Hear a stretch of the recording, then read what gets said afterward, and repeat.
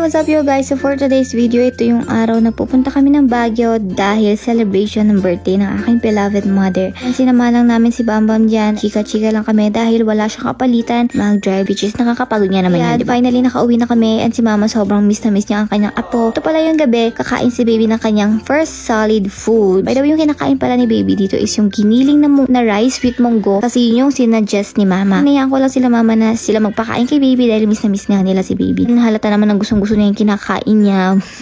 Ito si Kuya Dugayo gusto rin magpasubo kay mama kasi natatakam daw siya sa food ni baby. Charing, ito pala yung araw na pupunta kami ng strawberry farm kasi gusto ni Bamba mamitas ng mga strawberry. Actually, medyo na traffic kami pero goods lang naman kasi normal day yun sa Baguio. Ang matraffic, oo. Ayan, napakaganda ng view ng Baguio talaga. Hindi ka magsasawa. Tapos ito nadaanan namin tong parang colorful house. Hindi ko alam if yan ba yung Valley of Colors pero not sure. Kahit na taga Baguio kasi ako hindi ko napupuntahan yung mga ganitong lugar. Kasi bahay trading lang talaga ako and kung saan ako naglalakbay pero hindi ko napupuntahan niyang mga yan. Ito na yung strawberry which is nakaka-disappoint kasi hindi kami nakapasok. So sad. Kasi hindi pa pwede kasi wala pa pong mga bunga. Guys, negative. Baka pupunta na lang kami sa Stone Kingdom kasi wala pa mga strawberry, sarado pa siya. Hindi pa available.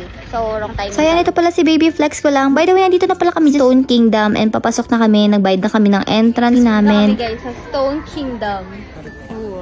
Hi guys, welcome to my vlog. Baliw. Flex ko lang ang aking beloved family na sobrang mapagmahal. Ito pala yung view sa Stone Kingdom. Actually, madaming tao talaga pero sulit naman kahit papano. Napakaganda ng view. Tawang-tawa kami dyan kay Bambam kasi Diyos ko naman yung monopod niya napakalapad. As in, ang haba-haba. Uy. So, thank you pala sa mga nagpa-picture sa amin. Thank you po ng sobra. Uy, flex ko lang ang mukha ni Kuya. Dugayong maba. Charis. Kami Stone Kingdom.